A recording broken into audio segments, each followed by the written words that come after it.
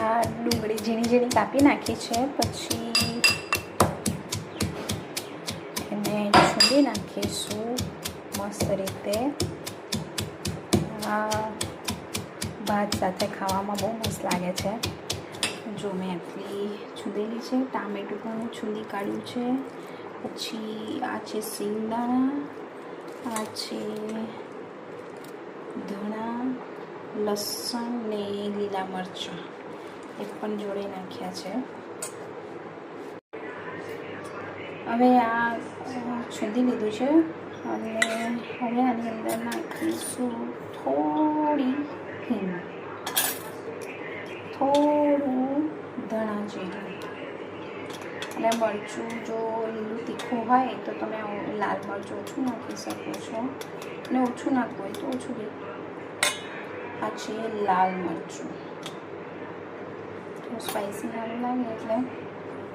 અને હવે નાખીશું અંદર આ મીઠું, પછી નાખીશું આની અંદર આ લીંબુનો રસ.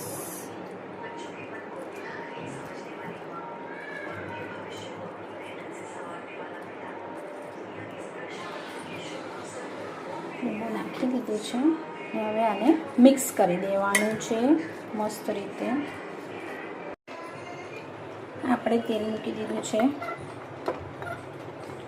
હવે તેલ ગરમ થઈ ગયું છે એટલે એની અંદર રાઈ નાખી દઈશું. થોડી હું પણ નાખીશ, મને ગમે છે એટલે. હવે આ મસ્ત થઈ ગયું છે. હવે અને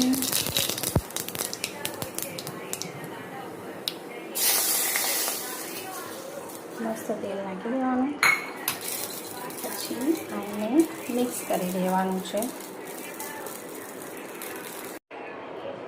તો ભાત બની ગયો છે અને આ છે ચટણી.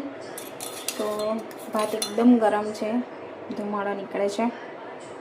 તો એની ઉપર ઘી, મને તો ઘી વગર નહીં ચાલતો, ભાત જોડે ઘી જોઈએ જ. તો આ છે ભાત અને આ છે ચટણી. તો આપણે ટેસ્ટ કરીશું હવે કેવું લાગે છે. બહુ ગરમ છે ભાત.